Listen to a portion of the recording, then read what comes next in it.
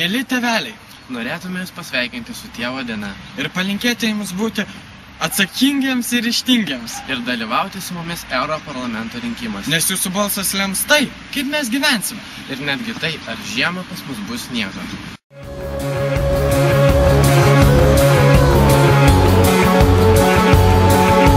Globalinė atšilimą veikia automobilių išmetamosios dujos. Daugiau kaip pusė europiečių laiko klimato atšilimą svarbiausia visuomenės problema.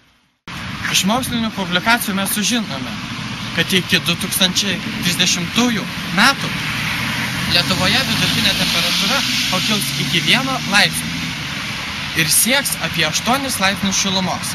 Tai, kad klimato atšilimas vis labiau realus, rodo mokslininkų tyrimai. 4 karščiausios vasaros Europoje buvo 1998, 2002, 2003 ir 2004 metais. Jau dabar žinoma, kad vidutinės temperatūros pakilimas nors 2 laipsniais atneš žmonijai neregėtų pasekmių. Europa ragina priešintis klimato atšilimui, mažinant anglies dvideginio emisijas. Mažiau senų automobilių, mažiau kamščių, mažiau emisijų, sukeliančių klimato atšilimą.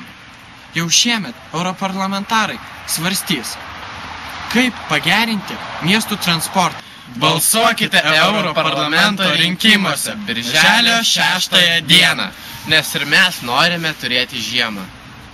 Žiemą, bet iš kiemo.